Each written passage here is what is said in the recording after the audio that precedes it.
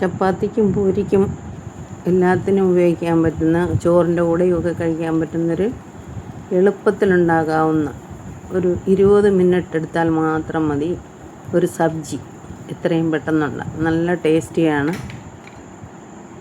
ഒന്ന് ചെയ്ത് നോക്കാം.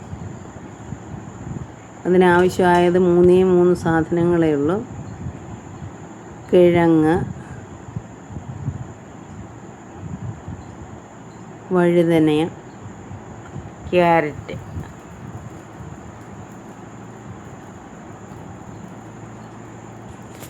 ഇതിനോടൊപ്പം പച്ചമുളകും തക്കാളിയും കൂടെ നമ്മൾ എക്സ്ട്രാ ചേർത്ത് കൊടുക്കുന്നു.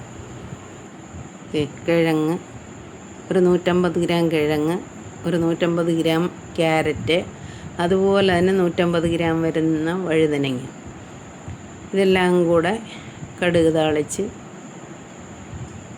അതിനകത്തേക്ക് ഇട്ട് കൊടുത്ത് നല്ലപോലെ വെള്ളം ചേർക്കാതെ വഴറ്റിയെടുക്കും.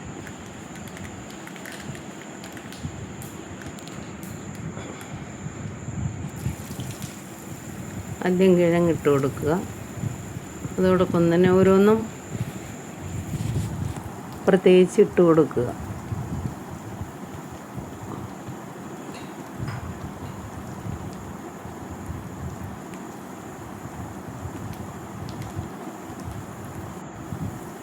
കിഴങ്ങൊന്ന് വഴണ്ട് വന്നപ്പോൾ ആ ക്യാരറ്റ് ഇട്ട് കൊടുക്കുന്നു. അതിനോടൊപ്പം തന്നെ വഴുതനയും ഇട്ട് കൊടുക്കുന്നു. പച്ചമുളക് 2 എണ്ണം,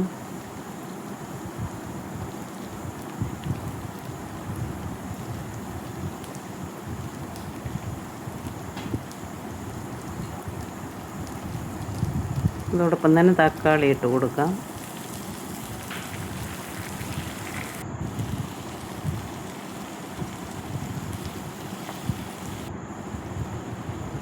വെളുത്തുള്ളി അല്ലി,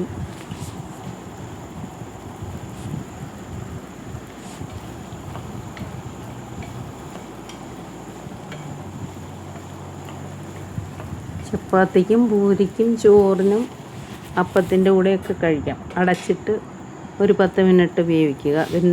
നല്ലപോലെ വെന്തെന്ന് കാണുമ്പോൾ അതിനകത്തേക്ക് നമുക്ക് അരപ്പ് ചേർത്ത് കൊടുക്കാം. ഏകദേശം വെന്തിട്ടുണ്ട്. വഴുതനയൊക്കെ നല്ല വെന്ത പോലായി. തക്കാളി എല്ലാം കൂടെ അതിനകത്തേക്ക് ആവശ്യത്തിന് ഉപ്പ്. എപ്പോഴും പറയുന്ന പോലെ ഉപ്പ് വളരെ കുറച്ച് ഇടാവൂ. വേണമെങ്കിൽ നമുക്ക് പിന്നെയും ഇട്ട് കൊടുക്കാം. ഒരു 1/4 സ്പൂൺ മഞ്ഞൾപ്പൊടി, 1/2 സ്പൂൺ വരുന്ന മുളക് പൊടി, മല്ലിപ്പൊടി 1 സ്പൂൺ,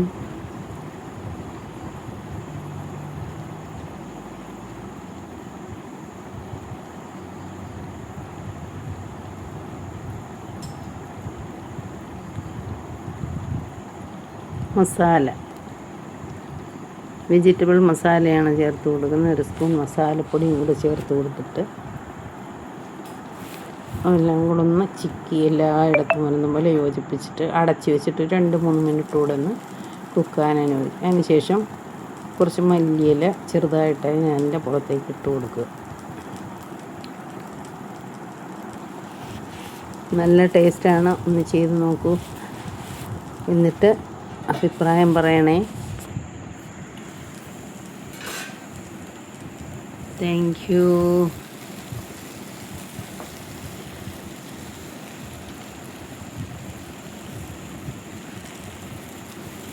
നമ്മളല്പം പോലും വെള്ളം ചേർത്തിട്ടില്ല. ആ എണ്ണയിൽ കിടന്നുള്ള വേവാണ്.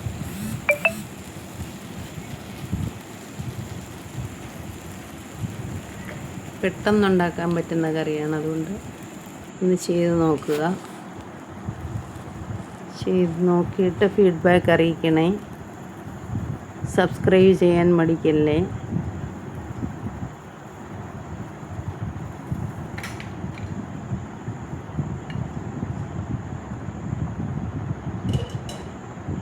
Thank you.